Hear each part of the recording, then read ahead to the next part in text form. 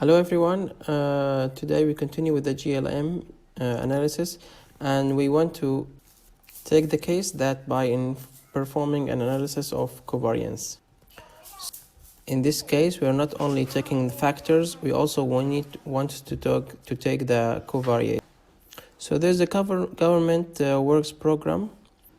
This program can help people to get a better job, but we want to test if this is true or not. But we need to control for the salary before they enter the.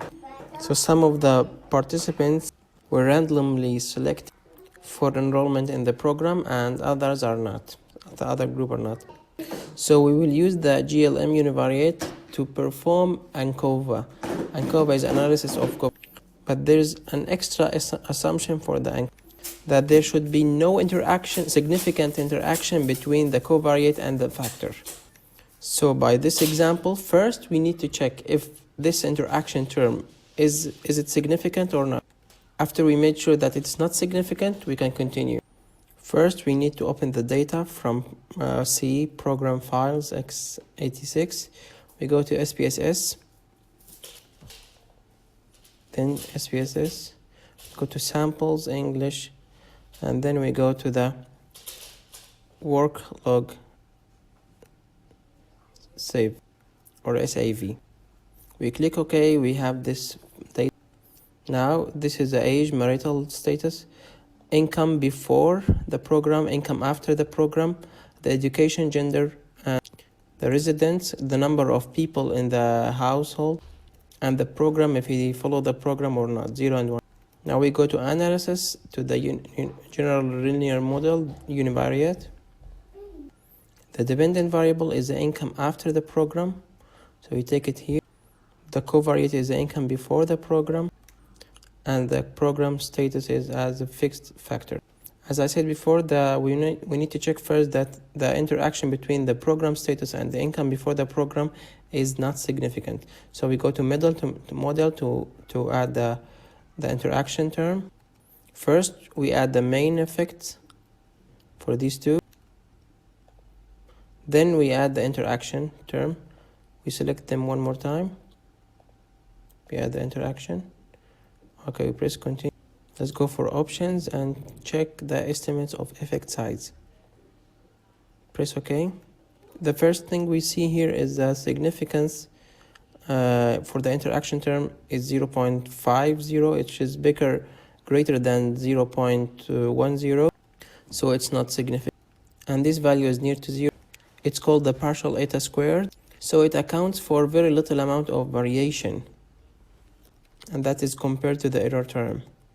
And in this case, we can assume the homogeneity of the coefficient of the covariate for the covariate across the level of the factor. The factor here across there's homogeneity for the covariate across the level of factor. After we've satisfied this assumption, we go to analyze.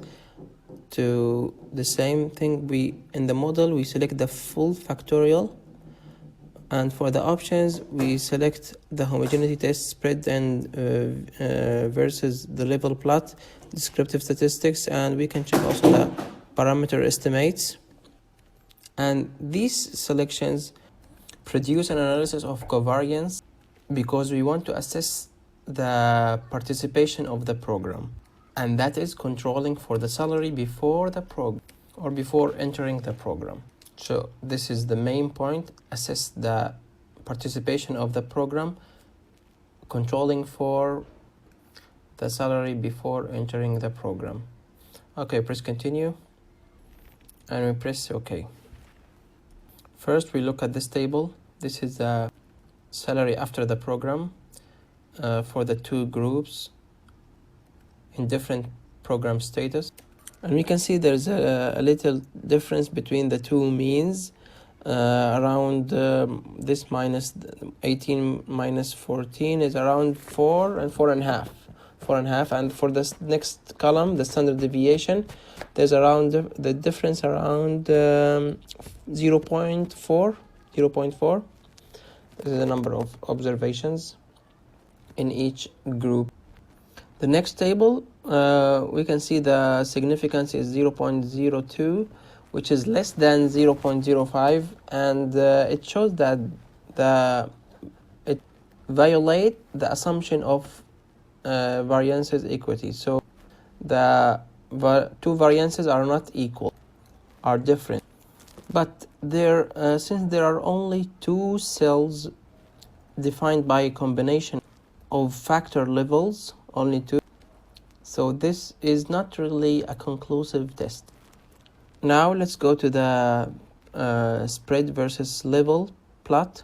So this is a spread versus level, and we can see here the standard deviations and the mean. So the standard deviations, as we saw, that it's 3.9, and the other one is 4.2 or 3.8, sorry, 3.9, yes, 3.9, and the means 14 and 18 point something. It shows that there's a relationship here, but since there's only two groups, this result is inconclusive. It's not a conclusive result. And since this the difference in standard deviation is 0.4, it's relatively small compared to the 4.5 difference in the two means. So this is 0.5 is small compared to this one, to the big difference here. So we can relatively say that it's safe to assume that the two variances are homogeneous across the groups. Now let's go back to the test between subjects effects. This table, we can see here the prog is very significant, so it have a significant effect on the income. Now we go to the parameter estimates table to determine the size of that effect. We can see here the effect of each predictor on income after the program, and this value minus 4.357 is when the program is 0 or equal to 0. Given two people with equal income before the program, we can expect the after program yearly income of the non-participant, because it's 0, of the non-participant to be $4.357 less than that of the participant. So as a result, we can find that participating in this program can increase his salary by $4.357 on average. And here by the end, I want to say that if the interaction was significant between the program and the salary before the program, we can continue a model with the interaction term. But we should understand that assessing the effect of the program will be complicated by the presence of the interaction, because having a significant interactions, it means that the differences between participations and not participation change for different value of income before the program. This is for today. Thank you so much for watching, and see you in the next video.